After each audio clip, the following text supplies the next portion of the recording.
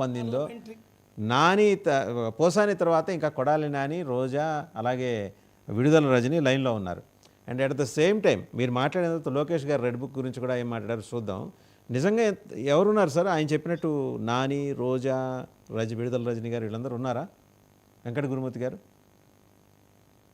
వాసుదేవన్ గారు, మీకు ప్యానల్లో ఉన్నటువంటి మిత్రులకు, 99 టీవీ వీక్షకులకు నమస్కారాలు తెలియజేసుకుంటూ, ఎవరున్నారు ఏంటనేది దానికేమి నిన్న లోకేష్ బాబు గారు ఈ ఎమ్మెల్సీల విజయోత్సవం సందర్భంగా కూడా చెప్పారు. ఇప్పుడు తప్పు చేసిన వాళ్ళు ఎవరైనా సరే జైలుకి వెళ్లాల్సిందే. ఎవరేం తప్పు చేశారనేది చట్టం చూసుకుంటది. ఎవరు వెళ్తారనేది చట్టం చెప్పిద్ది. మేమెందుకు చెప్పాలి? మాకేం పని? మాకు వ్యక్తిగతంగా ఎవరి మీద లేదు. ఇప్పుడు అధికారం ఉంది కానీ చెప్పి ఎవరిష్టం వచ్చినట్టు అటు మాట్లాడితే కుదరదు కదా. ఏది పడితే చేస్తే కుదరదు కదా. దాడులు చేశారు, అదేవిధంగా ఇష్టం నోటుకు వచ్చినట్టు మాట్లాడారు. అంటే ఒకే ఒక ప్రశ్న మీరే చెప్పండి వెంకట గురుమూర్తి గారు. రెడ్ బుక్ ప్రకారం చట్టం పనిచేస్తుందా, లేకపోతే రెడ్ బుక్తో సంబంధం లేకుండా చట్టం పనిచేస్తుందా? ఎందుకంటే ఆయన మాట్లాడింది కనుక చూస్తే, కాసేపాకు మీరు మాట్లాడిన తర్వాత చూద్దాం, రెడ్ బుక్ గురించి చాలామంది అడుగుతున్నారని ఆయన అంటూ చట్టాన్ని రెడ్ బుక్ని కలిపి మాట్లాడారు. అంటే మీరేమో రెండు విడదీసి మాట్లాడుతున్నారు. ఏది నిజం? వాసుదేవన్ గారు, రెడ్ బుక్ గురించి గతంలో కూడా నేను చెప్పాను. ఏం చెప్పానంటే, మా యువ నాయకుడు నారా లోకేష్ గారు ఆనాడు పాదయాత్ర చేస్తున్నటువంటి సందర్భంలో చాలా మంది పేద బడుగు బలహీన వర్గాలు తమ కష్ట సుఖాలు చెప్పుకున్నారు. బాబు మా పొలాలు ఆక్రమించుకున్నారని చెప్పుకున్నారు. కొంతమంది అధికారులు ఇష్టం వచ్చినట్టుగా మా మీద అక్రమ కేసులు పెడుతున్నారని చెప్పుకున్నారు. కొంతమంది ఇష్టం వచ్చినట్టుగా మాట్లాడుతున్నారని చెప్పుకున్నారు. కొంతమంది హత్యలు చేశారు బాబు, మా కుటుంబాలు నాశనం అయిపోయినాయని చెప్పుకున్నారు. మా భూములు పోయినాయి అని చెప్పుకున్నారు.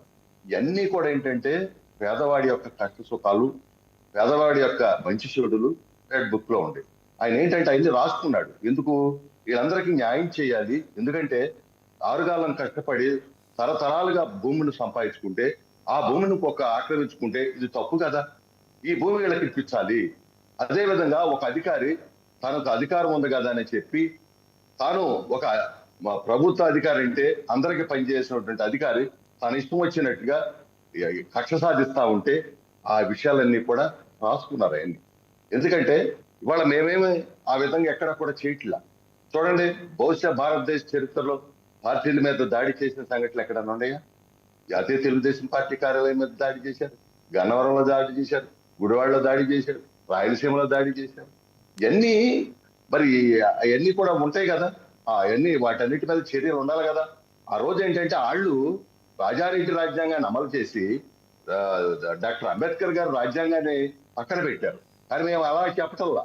ఎవరైతే తప్పు చేశారో ఆ తప్పు చేసిన వాళ్ళు చట్టం తన పని తను చేసుకుపోతుంటది. అది లోకేష్ బాబు గారి కొన్ని ముఖ్యమైనటువంటి అంశాలు ఏవైతే ఉంటాయో ఆ అంశాలని చూసి అవన్నీ కూడా పేదవాళ్ళకి న్యాయం జరుగుతుంది. కన్ఫర్మేషన్ ఏమన్నా ఇవ్వగలరా వెంకట గురుమూర్తి గారు? కన్ఫర్మేషన్ ఏమన్నా ఇవ్వగలరా? నెక్స్ట్ నాని, రోజా, విడుదల రజని, ఎందుకంటే ఆవిడ మీద ఆల్రెడీ ఏసీబీ కేసు కోసం పెట్టడం కోసం గవర్నర్ గారు అనుమతి కోరారు ప్రభుత్వం వాళ్ళు. అలాగే జాషువా కృష్ణా జిల్లా ఎస్పీ మీద అయితే సిఎస్ పర్మిషన్ ఇచ్చేశారు. నెక్స్ట్ ఈ లైన్ కేఏపాల్ గారి ఆర్డర్ కరెక్టా, లేకపోతే ఇంకేమైనా డిఫరెంట్ ఆర్డర్ ఏమైనా ఉందా? తెర మీదకి ముందుగా విడుదల రజని, తర్వాత ఎప్పుడో లాస్ట్లో రోజా. వాసుదేవన్ గారు, రోజా వస్తుందో లేకపోతే కొడాలి నాని వస్తారో ఎవరు వస్తారో మాకేం తెలిసిద్దండి. అది చట్టం చూడాల్సిన పని, నేను చూడాల్సిన పని కాదు కదా. ఇంకా మా శాంతి ప్రసాద్ గారు అయితే ఇంకా ఆయన అడ్వకేట్ కాబట్టి వీళ్ళకిట్ట పడిద్ది అని తెలుసు. నేను అడ్వకేట్ కూడా కాదు, ఏదో గ్రాడ్యుయేట్ చదువుకున్నాను, ఏదో మా తల్లిదండ్రులు ఏదో కూలీనాలి చేత ఆ రోజుల్లో చదివించారు, నాకు అంతే ఇది కూడా లేదు.